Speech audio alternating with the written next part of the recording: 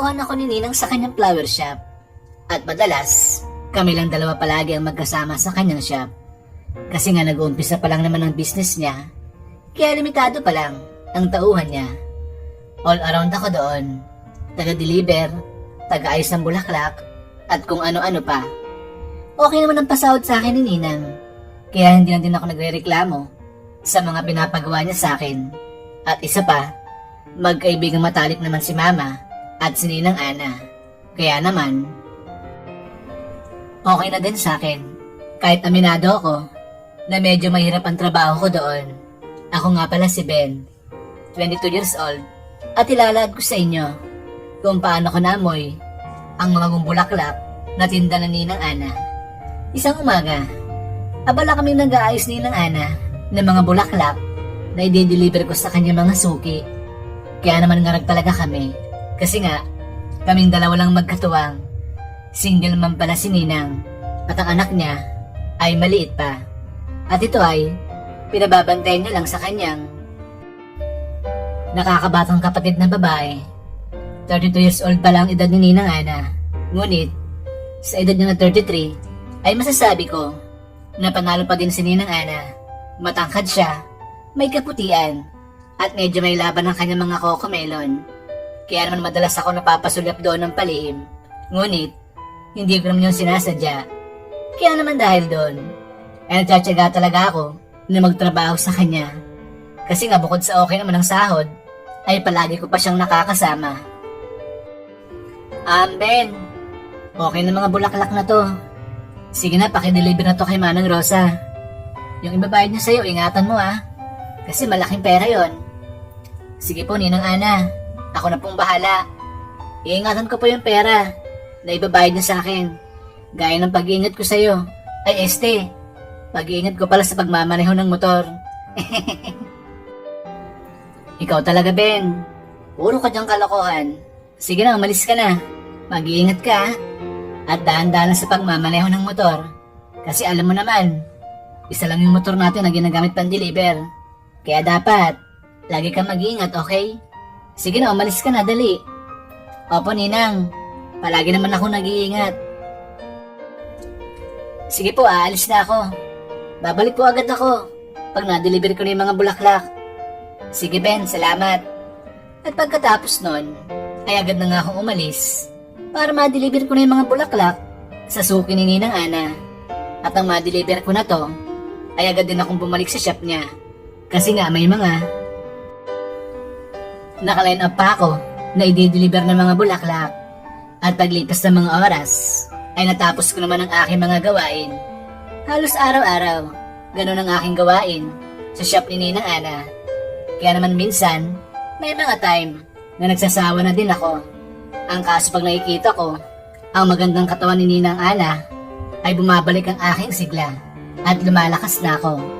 Isang araw, mga bandang 6 PM na yon, bigla na naggaya sa akin si Ninang na kami daw ay kumain sa labas. Kasi nga, maganda daw ang naging benta namin ng buwan na yon.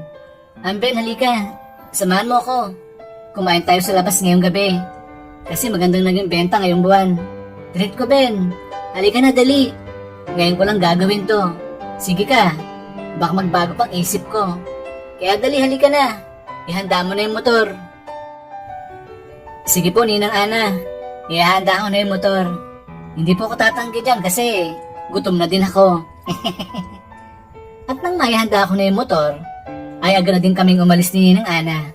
At habang nasa biyahe na kami, ay bagay na papatikit sa akin ang kanyang mga cocomelon. Kaya naman dun pa lang, ay masaya na ako. At nakalipas na ilang sandali, ay nakahanap na kami na makakainan ni Ninang Ana. At nang makahanap na kami, ay agad na kaming kumain doon. Sige na, Ben, kumain ka na. Alam ko, gutom ka na. Damihan mong kumain kasi para sa iyong mga yan. Kasi Ben, masipag ka. At wala kang reklamo sa trabaho mo. Mas swerte ako sa'yo, Ben, na ikaw ang katuwang ko sa aking business. Siguro, kung wala ka at ibang katuwang ko, baka hindi lalago at hindi magiging maayos ang aking business. Kaya Ben, maraming salamat sa iyo Kaya bilang ganti ko sa iyo, ayan, Nilibre kita ngayon. Sige na, kumain na tayo. Magpakabusog tayong dalawa ngayon, Ben. Sige, Ninang Ana. Maraming salamat sa'yo. Sige, kumain na po tayo. At habang kami kumakain, ay napapasulat pa din ako kay Ninang Ana. Kasi nga, may lima akong paghanga sa kanya. Ang kaso, takot naman ako mangligaw kay Ninang. Kasi nga, malayong agwat ng edad naming dalawa. At isa pa, baka hindi naman ako magustuhan ni Ninang. Sa huli, ay masasaktan lang ako. Kaya naman tinatago ko na lang ang aking paghanga sa kanya. At makalipas ang halos 20 minutes, ay natapos na kaming kumain ni Ninang. Ang sarap pala ng pagkain dito, Ben. Grabe, nabusog ako doon ah. Ikaw, Ben, nabusog ka ba ha? Opo, Ninang Ana. Busog na busog po ko. Ang sarap po ng pagkain, sobra. Ninang, take out ko lang itong tira natin ha. Bibigay ko kay Mama. Kasi baka wala pang ulam sa bahay eh. Nako Ben, wag mo nang take out yan. Unti na lang yan eh. Order ko na lang ang mama mo. Kumari ko naman siya. Kaya hindi na siya ibang tao sa akin. Naku, nakakaya naman po sa'yo, Ninang Ana. Wag na po kaya. Okay pa naman itong mga tira-tira natin eh. Ito na lang, Ninang Ana. Pwede na po ito. Ay naku Ben, wag ka na mahiya sa akin. Kaya nga nang sinabi ko sa'yo, hindi na ibang tao sa akin ang mama mo. Kaya order ko nga lang siya ng pagkain niya, okay?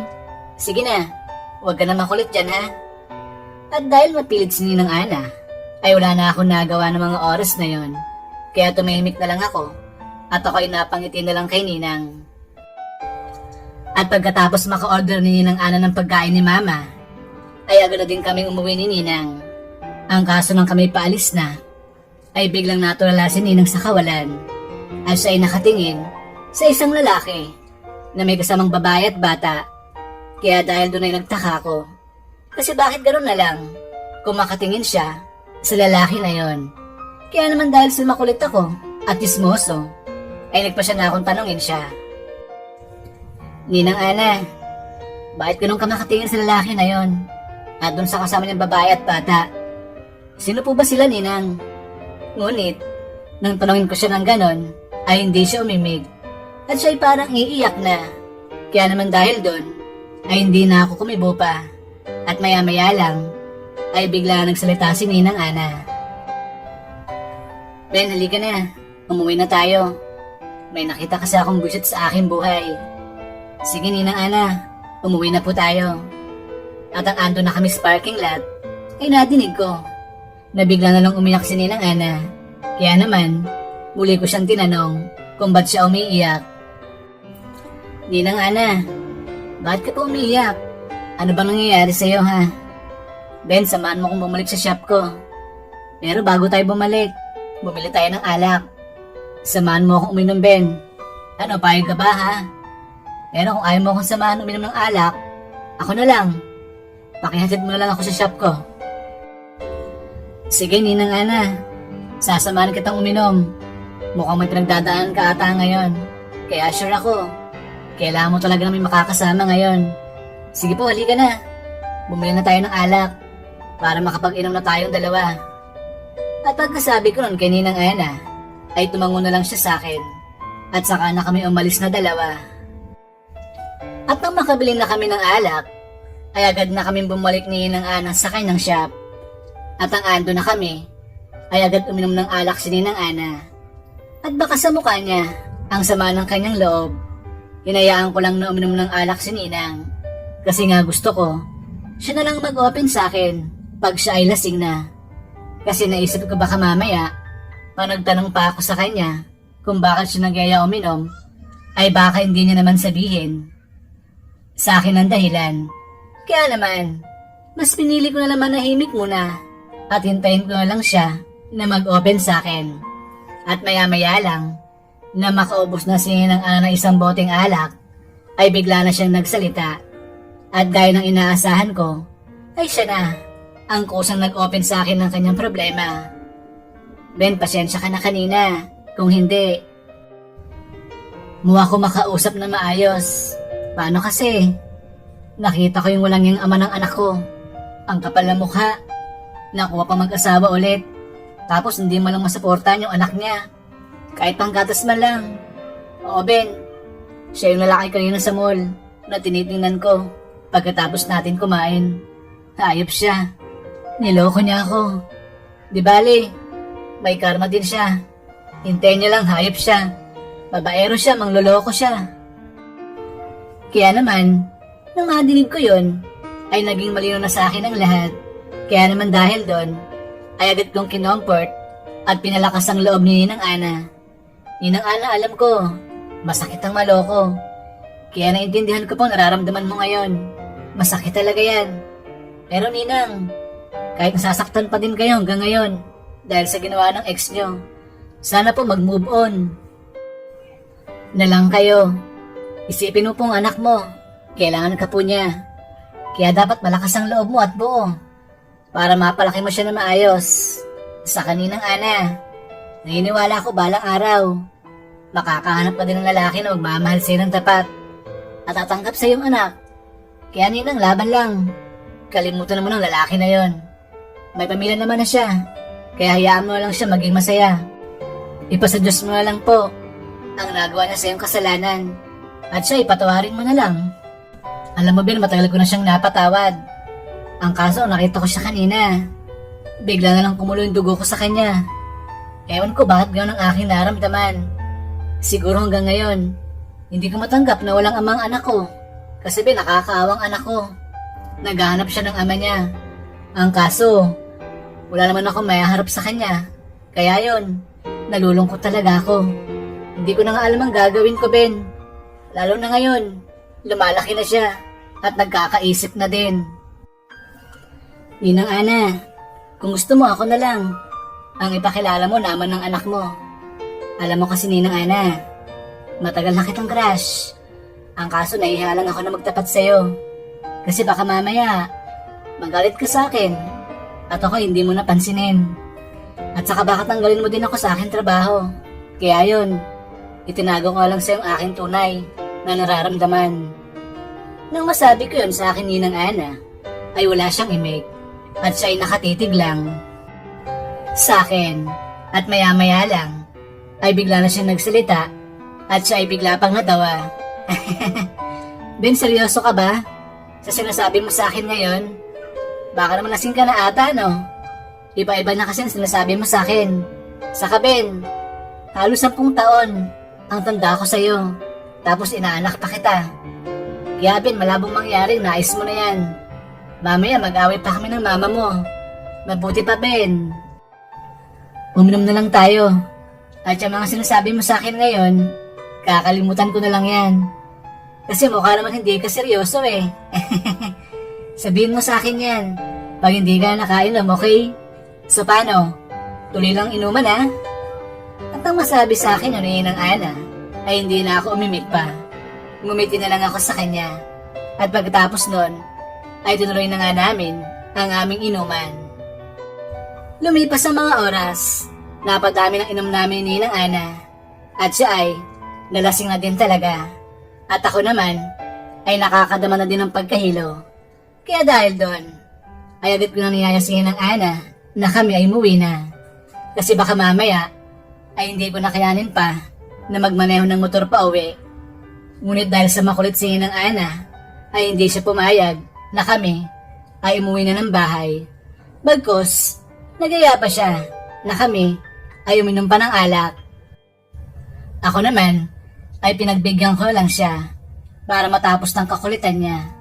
Hindi na ako uminom ng mga oras na yon kasi nga magmamaneho pa ako ng motor. Buti na lang, halos magkalapit lang bahay namin ni Ninang Ana, kaya hindi na ako mahihirapan na ihatid siya mamaya. At pagkalipas ng mga oras, ayun na, nakatulog na si Ninang Ana dahil sa kanyang kalasingan. Kaya ang ginawa ko ay agad ko na siyang inihatid pauwi sa kanyang bahay. Maran at mabaga lang ang takbo ko ng kami ay pauwi na ni Ninang Ana kasi nga baka mamaya malaglag pa si Ninang. At nakalipas ang halos kalahating oras ay nakauwi na kami ni Ninang Ana. Agad ko siyang ipinasok sa kanyang bahay at ang sumulubong sa amin ay ang kanyang mama. O Ben, anong nangyari sa anak ko ha? Bakit ganang itsura niya ngayon? Nako Ate Peli, nagaya kasi uminom siya ng Ana. Kasi nga po nakita niya kanina, yung ama ng anak niya. Kaya yun, sumumapong loob niya. Niyaya niya ako uminom ngayon ng alak. Pinagbigyan ko lang po siya. Kasi alam ko kailangan niya ng kasama ngayon. Nako, ganun ba Ben? Sige Ben, salamat. Sa pagsama sa anak ko ha. Mabuti andyan ka. Sinumaan mo siya. Sige Ben, halika na sa loob. Ipasok mo na si Ana dito. Sige po Ate Peli. Ipapasok ko na si Ana dyan para makapagpahinga na siya. At pagkatapos nun, ay pinasok ko na nga si ng Ana sa kanyang kwarto. At ang maipasok ko na siya, ay agad din akong umalis para ako naman ang makapagpahinga. Kasi bukas ay may pasok pa ako sa flower shop ni ng Ana. At pagka uwi ko sa bahay, ay agad na ako natulog. Kasi nga, antok na din ako ng mga oras na yon. Kinaumagaan pagising ko, ay dinaanan ko agad siya ng Ana sa bahay nila. Kasi nga, sabay kami palagi nagpupunta at pumapasok sa shop niya. At ang ando na ako sa bahay nila, ay agad ko naman nakita siya ng Ana. Nakahanda na siya. At ako ay hinihintay niya na lang. Ben, nandiyan ka na pala. Gusto mo muna mag-almusal? Halika dito sa loob. Yan ang Ana, kumain na po ako sa bahay. Mabuti pa po, umalis na tayo, di ba? Madami pa ako di-deliver ngayon ng mga bulaklak. Sige na nga Ben, halika na, umalis na tayo. Sige Ninang, halika na po. At pagkatapos nun, ay agad na nga kaming umalis ni Ninang, papunta sa shop niya. Naging abala kami ni Ninang ng araw na yon. Kasi nga, madami kaming deliveries na kailangang mahatid sa aming mga customers. At pagsapit ng hapon, mga bandang 6 PM na yon, ay natapos na din kami sa aming trabaho ni Ninang Ana. Pagod na pagod kami ng mga oras na yon. Ay, Ben, sa wakas, natapos din tayo sa trabaho natin. Ben, salamat talaga sa'yo. Mapalad ako. Ikaw ang katuwang ko. Napakasipag mo kasi. Wala akong reklamo na nadinig sa'yo. Kahit sunod-sunod ang deliveries mo. Hayaan mo, Ben. Pag mas lumago pang negosyo ko, yung sahod mo, tataasan ko yan, pangako. Sige, Ninang Ana, salamat po. Ang bait mo talaga. Ninang, may naalala ka ba sa mga sinabi ko sa'yo kagabi? Baka kasi hindi mo na siya naalala. Kasi lasing ka na nun, di ba? Alam mo, Ben, kahit lasing ako kagabi, alam ko naman yung mga nangyari. At yung sinabi mo sa akin, oo, tanda ko yon. Ang kaso, Ben, hindi ka naman seryoso nang sinabi mo sa akin yon. Alam ko, pinagtitripan mo lang ako, di ba? Ninang Ana, hindi kita pinagtitripan. Totoo yung sinabi ko sa'yo. Handa ako maging ama ng anak mo. Kasi Ninang, matagal na kitang gusto. Ang kaso yun nga, nag-aalangan ako na mangligaw sa'yo o sabihin ang aking nararamdaman para sa'yo. Kasi baka mamaya magalit ka sa akin. O kaya, baka tanggalin mo pa ako sa aking trabaho. Ayaw ko naman mawala ng trabaho, Ninang. Ang kaso, hindi ko na kayang pigilan ang aking pagmamahal para sa'yo. Ninang, mahal na kita at gusto kita. Sana naman maniwala ka sa aking sinasabi sa'yo. Nang madinig ni Ninang Ana, yung sinabi ko sa kanya, ay napatitig na lang siya sa akin. Kaya naman ang ginawa ko, ay maraan kong hinaplos ang mukha niya. At ako'y nagbabadya na siya'y akin tukain sa kanyang labi. Ngunit, kinakabahan ako ng mga oras na yon. Kasi baka pag tinuka ko siya ng Ana sa kanyang labi, ay bigla siyang magalit sa akin. Ngunit, dahil siya ng aking gusto at nais gawin, ay lakas loob ko yung ginawa nang walang pag-aalinlangan. Agad ko nang hinawakan ang magkabilang pisngi ni Ninang Ana. At pagkatapos nun, ay saka ko na siya tinuka sa kanyang labi. At habang tinutuka ko na si Ninang Ana, ay wala naman siyang imik o reaksyon. Kaya naman, malaya ko siyang natuka ng mga oras na yon. At pagkalipas sa ilang sandali, ay kumalas na ako sa tukaan namin ni Ninang Ana. At kami, ay nagtitigan na lang na dalawa. At pagkatapos ng titigan namin na yon, ay bigla nagsalita si Ninang Ana. Ben, halika na. Umuwi na tayo. Pakihatid mo na ako sa bahay. Nakalimutan ko, may lakad pala kami ng anak ko ngayong araw. Halika na Ben, bilisan mo. Ninang Ana, hindi mo sinagot ang tanong ko sa'yo. Ayaw mo ba sa akin? Ayaw mo ba na akong maging ama ng anak mo? Seryoso naman ako, Ninang Ana. Ang kaso, binabaliwala mo naman yung sinabi ko sa'yo. Ben, bingi ka ba? Ang sabi ko, pakihatid mo na ako sa bahay ko. Yung tinatanong mo sa akin, ayaw kong sagutin yan. Ano, klaro na ba sa'yong lahat, ha? Sige na, halika na. Umuwi na tayo. Sana huwag mo na akong kulitin tungkol sa bagay na yan. Kung ayaw mo lang ka ng trabaho. Natulala na lang ako sa sinabi na yun sa akin ni Ninang Ana. Kaya ang ginawa ko, agad ko na nga siyang inihatid sa kanyang bahay. At ng mga oras na yon ay ang sama ng aking loob. Kasi pakiramdam ko ay bastid ako kay Ninang Ana. Kasi binaliwala niya lang ang aking pagmamahal sa kanya. At nang makarating na kami sa bahay niya, ay dali-dali siyang bumaba ng motor nang hindi man lang siya nagpapaalam sa akin. Kaya naman, napaiyak na lang ako ng mga oras na yon dahil sa sama ng aking loob. At pagkatapos nun, ay umuwi na ako ng bahay nang lutang ang aking pag-iisip. Kinaumagahan, kahit masama ang loob ko kay Ninang Ana, ay pumasok pa din ako sa flower shop niya. Kasi nga alam ko, kailangan niya ako doon. At ang ando na ako, ay agad na kami nagsimula ni Ninang sa aming mga trabaho. Halos hindi ako ganong kinikibo ni Ninang Ana. Kaya naman, wala ako sa mood nun. Kasi nga paano ba naman, ang hirap magtrabaho ng ganon. May kasama ka pero, hindi ka naman pinapansin. Nagpatuloy pa na ganon, ang sitwasyon namin ni Ninang. Hanggang sa, umabot na yun ng halos 2 linggo. Kaya naman nagpasya na akong hindi na pumasok sa flower shop niya. Kasi nga nahihirapan na talaga ako sa kalagayan naming dalawa. Hindi ko na kaya magtrabaho na kasama siya. Kasi nga, hindi niya naman ako pinapansin. At isa pa, binastid niya naman ako. Kaya wala nang dahilan pa para mag-stay pa ako sa shop niya. Kaya kahit labag din sa loob ko, ang pag-alis sa shop niya ay pilit kong ginawa. Kasi nga, yun ang makakabuti para sa aming dalawa ni Ninang Ana.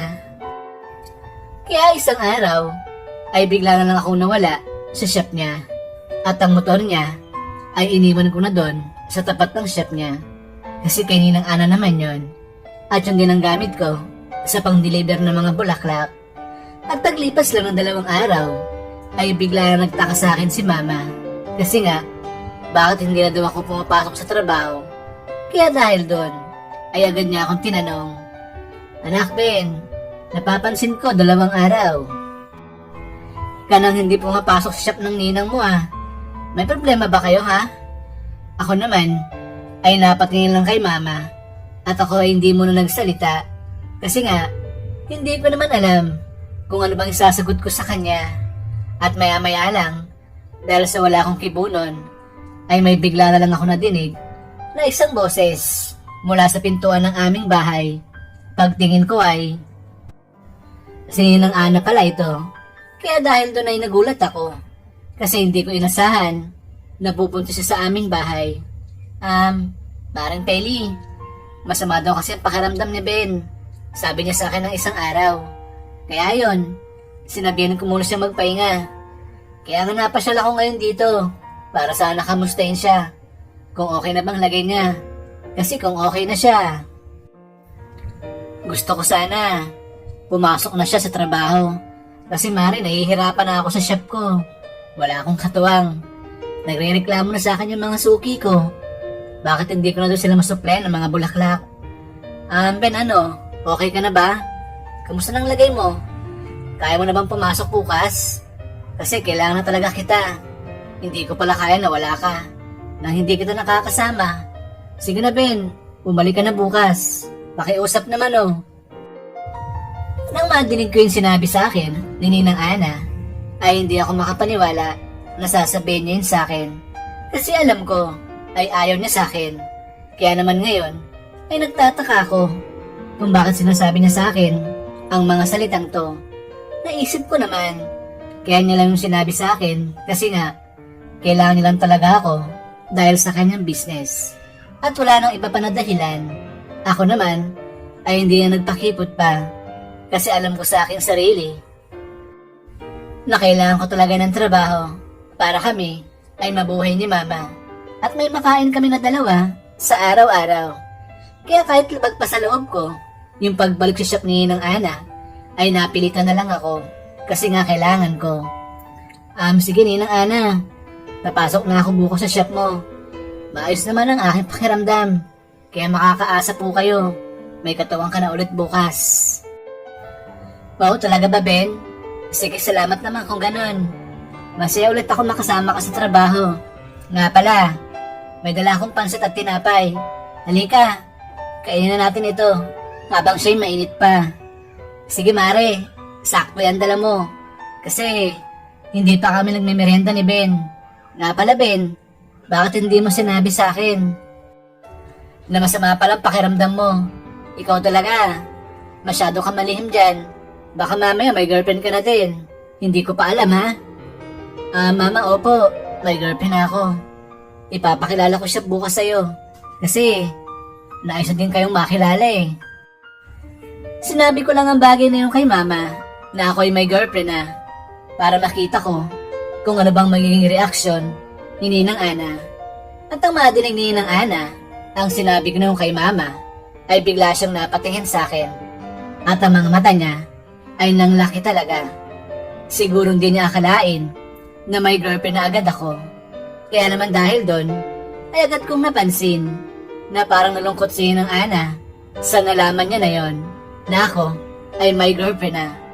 Kaya naman dahil sa ayaw kong nakikita na malungkot siya, ay agad kong binawi ang sinabi ko kay Mama. Mama, joke lang yun. Wala po akong girlfriend. Practice lang po yun. Ikaw talaga anak. Ang dami mong kalokohan dyan. Alam mo anak, okay lang naman sa akin kung may girlfriend ka na. Nasa tamang edad ka na. Kaya pagdating sa bagay na yon, ay hindi kita pagbabawalan, okay? Paano, halika na kayo sa pagkainan na makain natin ang dala mong pansit, Maring Ana. Sige Maring Peli, kumain na tayo. Ben, halika na. Kumain na tayo ng pansit. Sige po, Ninang Ana. Kumain na tayo. At habang kami ay kumakain na ng pansit, ay napapansin ko si Ninang Ana na hindi siya mapakali. At pakiramdam ko ay may nais siyang sabihin sa akin. Ang kaso hindi nga lang siya makatsyempo. Sa dahilan, nakasama ko pa si Mama ng mga oras na yon. At pagkatapos namin kumain ng pansit, ay nagkwentuhan muna si Mama at si Ninang Ana sa may sala. Ako naman ay ando lang sa tabi ni Mama habang nanonood ng TV. At pagkalipas ng halos isang oras ay nagpaalam na din si Ninang Ana na siya daw ay uuwi na kasi nga paggabi na yon at kailangan niya pang bumili ng kanilang uulamin.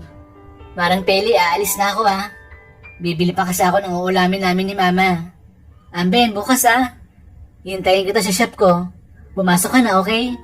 Kasi yun nga, madami akong pending na deliveries.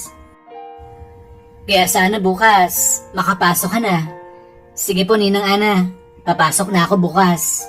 Hintayin nyo lang ako sa shop nyo. At pagkatapos ng tagpong yun, ay umalis na nga sa Ninang Ana.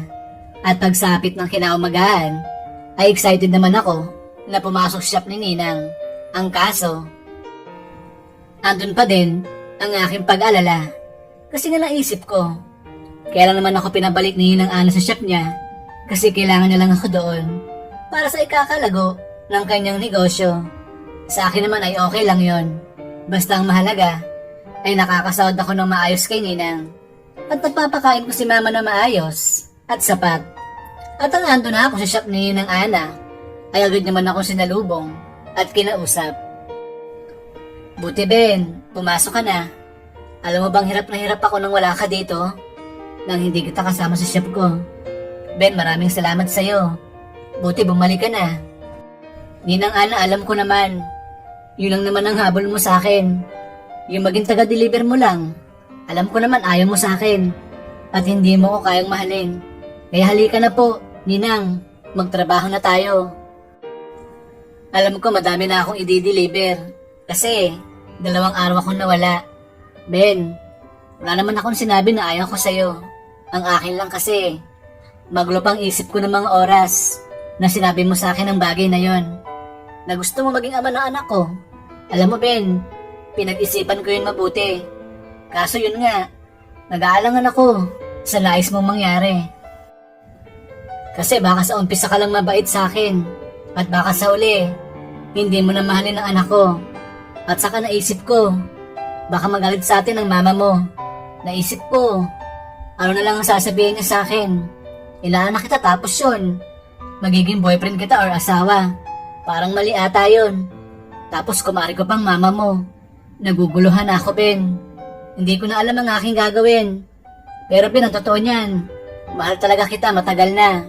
Ang kaso, nag-aalang lang talaga ako na ipaalam yun sa'yo. Kasi nga, baka ayaw mo naman sa akin. Pero yun nga, nagulat ako. Gusto mo din naman pala ako. Kaya nang malaman ko, Ben, na gusto mo ako, naging masaya ako nun at hindi ako mapakali. Ang kaso, paano naman natin ipagpapatuloy ang pagmamahalan nating dalawa? Kung may manghad lang at alam natin, hindi pwede, di ba? Kaya Ben, mas maganda siguro kung maging magkaibigan na lang tayo, di ba? Ano sa tingin mo? Nang madinig ko yung sinabi na yun ni Ninang Ana sa akin, ay napangiti ako ng sobra. At talaga namang masaya ako kasi hindi ko inakala na mahal na din pala ako. Kaya naman dahil doon, ay agad-agad kong kinukuha si Ninang Ana sa kanyang labi. At siya naman ay napaganti na din ng pagtuka sa akin. At pagkatapos namin tukay ng isa't isa, ay agad kong inupo si Ninang Ana sa may sopa ng shop niya. At doon ko na siya nagawa na mapaligaya. Habang nasa tabi naming dalawa, ang mga bulaklak ng tinda na ubod ng babango. At ang matapos ko na siyang mapaligaya, ay agad siyang nagsalita. Ben, salamat. Tuwang-tuwa ko kasi napaligaya mo ko ngayon. Ben, mahal kita, ang kaso nakahanda ka ba na ipaglaban ako? Baka mamaya iwan mo lang din ako gaya ng ginawa sa akin ng ex ko, yung ama ng anak ko. Ben, ayaw ko na mangyari pa sa akin ang bagay na yon. Gusto ko ng masayang pamilya. Oo naman, Ninang Ana. Kaya kita ipaglaban kahit kay mama pa. Alam ko naman maintindihan tayo ni mama. Kaya Ninang Ana, wag mo nang isipin pa ang bagay na yon. Kasi ako nang bahala kay mama.